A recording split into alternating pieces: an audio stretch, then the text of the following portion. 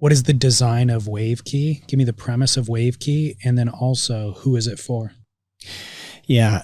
Is it for John? Is it for the novice? It's for John and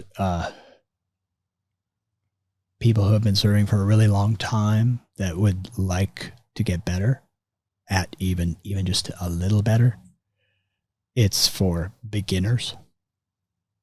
Because if you start doing and moving in the right way and understanding that how to turn and control the surfboard in connection with the wave, like don't forget the wave. That's why it's called Wave Key. Key is the energy, and you harness the power of the wave without struggle or force. That's why you don't have to be a physical specimen to surf really well. You don't really, if you're relaxed and you can put your weight on your back foot, and you can put your weight on your front foot, and you're mobile.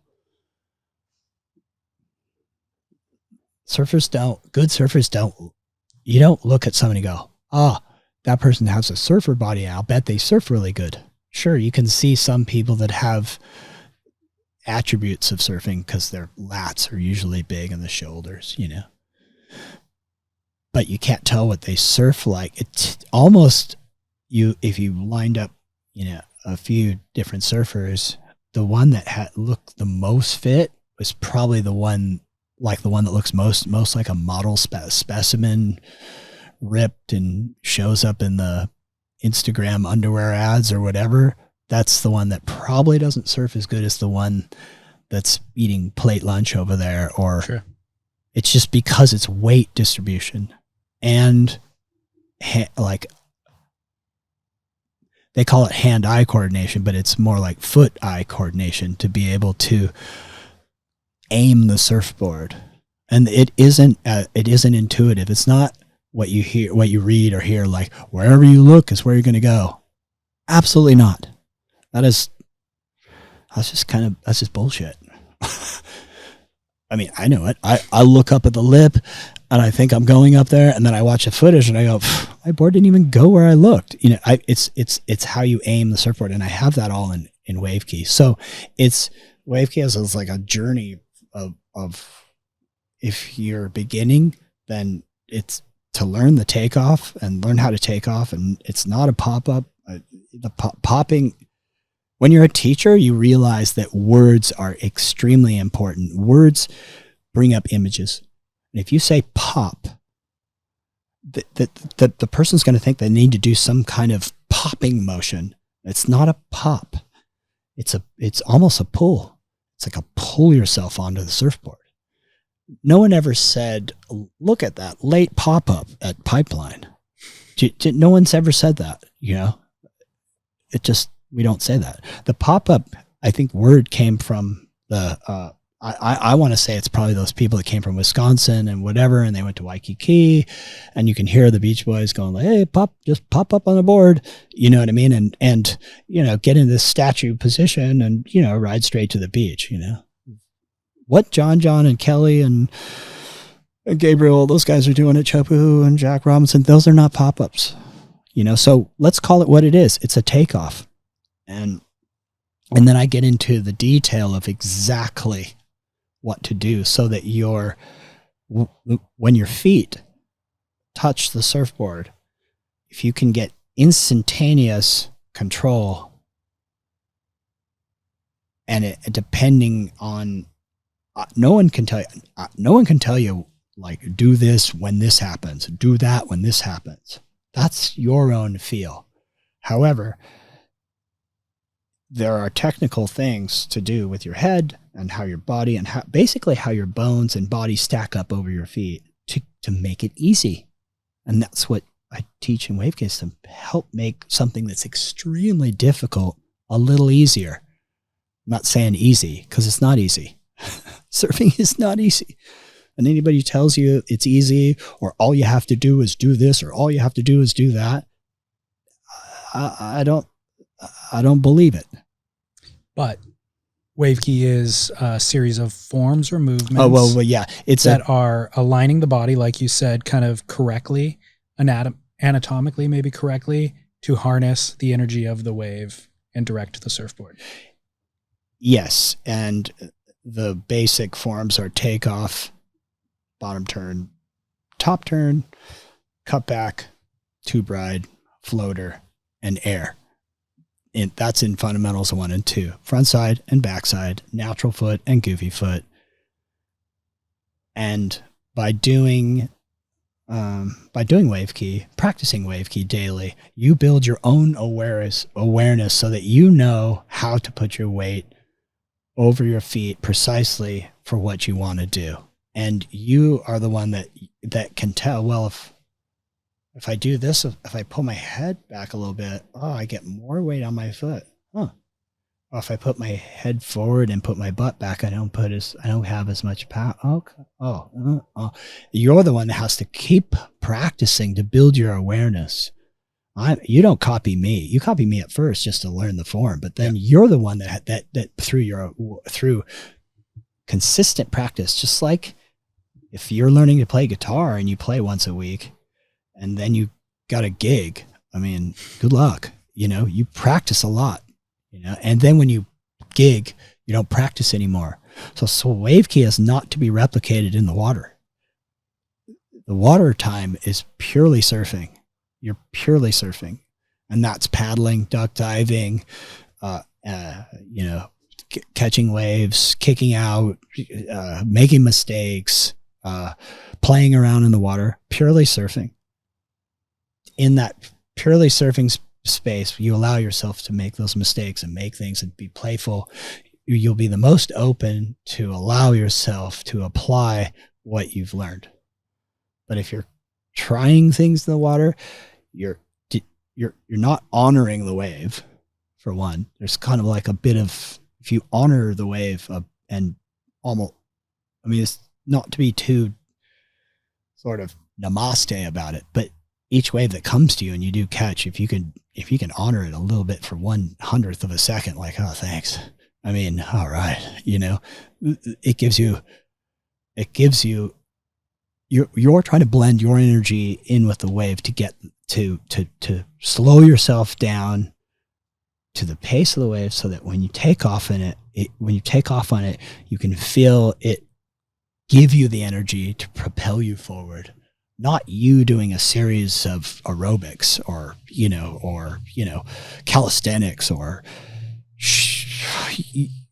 you just miss it all. And when you feel that a lot, when I felt that kind of the most was when we were beginning to tow surf. You come off the ski, you holding onto the rope, you're going 1,000 miles an hour, and you let go of the ski, and then you come into the wave. You just could, at first, we just go way in front of the wave and be like, what? Right. So you learned how to like slow down until the wave grabs you. And then once the wave grabs you, you're riding the wave. There's like almost no joy if you're way out in front of it and have no power. That's kind of what I felt like I've done a lot in my life, just surfed in front of the power and just like blown it. So yeah, the wave key is all developed only from surfing. It's developed. No, I should say that more. It's not developed from only surfing, but all of the movements are purposeful for surfing. There's no extra things in wave key that don't apply to the surfboard, to riding the wave. Right. No extra. So then I have fundamentals 3, which is the second year, which is a deeper dive on some of the forms, the takeoff, the bottom turn, I didn't do the top turn. I did the carve, the front side carve and the back side carve, which is one of the most enjoyable turns in surfing and one of the hardest. It's really hard to come off the bottom and lay into a huge, accelerating carve, backside and front side. Most of the carves are done with too much weight on the back foot to and plow the water and end up at no speed and then have to start. So I teach how to accelerate all the way through the turn so that you accelerate back to the pocket and place the board back in a position so that it's easy to drop back in and make the wave. I added blow tail, front side and back side, and that can be turned into a reverse too. And I explain that. And I have a layback turn, and there's a secret in the layback turn that you can't really see when you watch a layback. And and I have sequences of John, who I called and asked if I could use his surfing. I called all the surfers. A couple I couldn't get a hold of, but Tommy, Bobby Martinez, Dane Reynolds, and John, Connor, Parker, Taro, Max Beach, No Hill. I think I'm forgetting a couple, but Ethan Ewing, I think I have a little bit in there. So I sort of show each and every person has a different anatomy, and I show them doing the turn and then relate it back to wave key, and then go back to the turn and then back to wave key, and do it in parts so that you can, I mean, if you're totally lazy and you want to learn how to do the layback, you can watch it and then you can go practice it in the water. But I don't recommend that, because I tried to do that for years and the sections just don't show up when you want them to show up. So you want to be super relaxed. And then when the section's perfect to do a layback, you know what to do.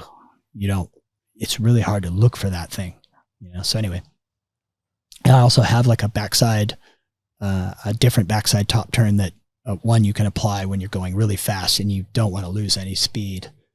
And I think so that's the whole second year. The second year took me 14 months to complete because I'm so detail oriented. Just every tiny little detail, it has to match with the surfing so that you can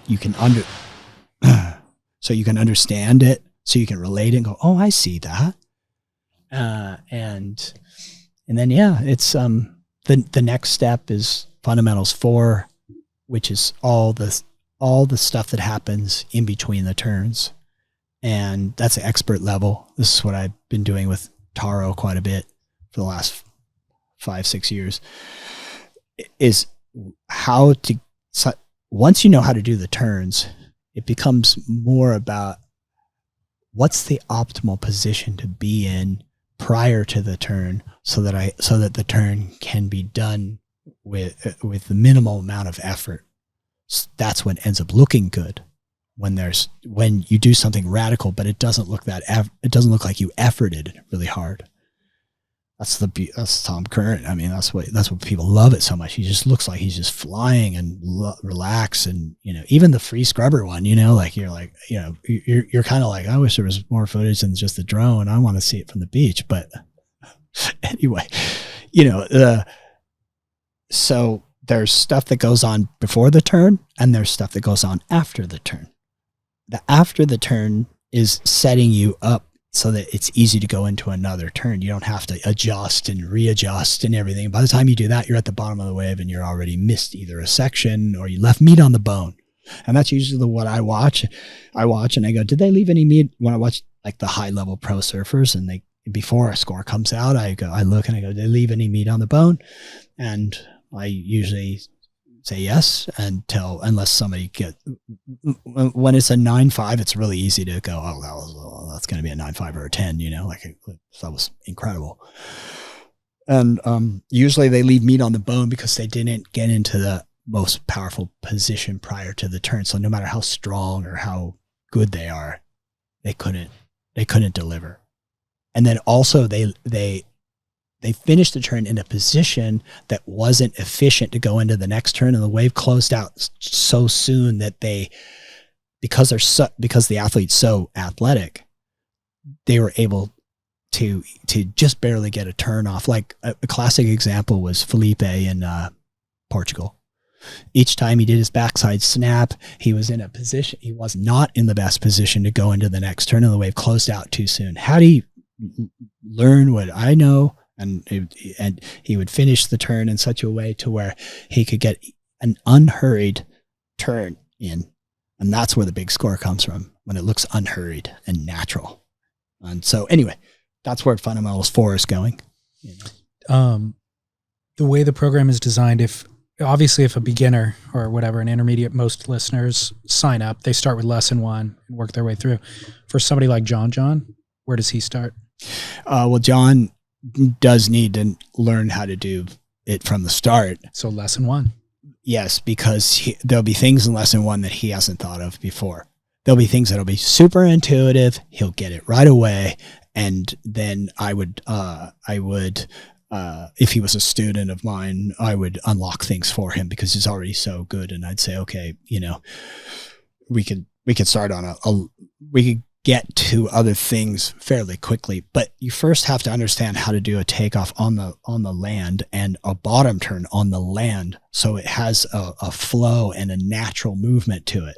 So just going straight to the top turn or the layback, or any of those things, there's a way of going in it and a way of coming out of it that you have to learn so that it has so there is a natural, you're building a natural awareness and you're building it within yourself. In a way, it's good for surfers to not get injured. You could tweak, even in small waves, you can tweak your knee, you can tweak yourself. So if you put your weight over your feet in the right spot, you're less likely to tweak yourself because surfing becomes a little easier. When it's a little easier, it's easier on your body too. Yeah. So that speaks towards older surfers that still want to ride shortboards, that still want to swerve around and stuff. Yep. It's well thought out and it's well practiced over a decade. I've been doing it. So it's not like, hey, the internet is now it's like you can get on there and, pop on your surfboard and show everybody what, you can make money doing that. And I'm going to do that now because I'm a good surfer. There's a responsibility as a teacher you just have a responsibility as a teacher, for whoever's going to take on your method, and, I kind of see it a little bit like shapers in a way, like I don't think it's good practice for other shapers to say that other shapers don't shape well. It's the same as me. I don't think it's good practice for me to say anything about any other coaches or technical coaches or people on the internet, like whether they're good or they're bad or they're this now. You want to talk to me privately about it? I will say, that person, I wouldn't go that direction because it's going to send you down. The habit that you'll develop with that won't be one that you like. But, it's kind of it would be an endless waste of energy. So I just concentrate on WaveKey, my members, and and my private students. And I feel like, I'm excited about teaching other surfers that are very good, that have a lot of experience, that might have gotten older and the body starts getting a little bit compromised. Mine is, I have to constantly figure out ways to fix it and fix things because of my inefficient movement from the past, but anyway, I'm happy with what we've been able to produce. I told you earlier today that I'm, WaveKey Fundamentals 1, 2, and 3 is kind of like the iPhone 2 or 3. And I'm in my head, I'm already on iPhone 14, 15X, whatever, I'm way out. I'm really far from all my teaching, but you got to start somewhere. And that's the same with the takeoff. When you sign up to WaveKey, it's, you start at the takeoff, and I still do my takeoff every day because that's the one thing this is the other thing you hear from people. It's like, people have been serving a long time. Once I'm up, I got no problem. Once I'm up, but we want to make it like, it's like, what happens when the best wave of the day comes to you? What happens? You get nervous and go, I hope I stick this thing. Yeah. I hope everything works on this. And you don't want that. You want to be like, yeah, here it comes. I know at least I'm going to make the drop. And then once you make the drop, you're like, you might get the best wave of your life or best wave of the decade. Yeah. And that's worth something. Who knows? That's worth something. Really.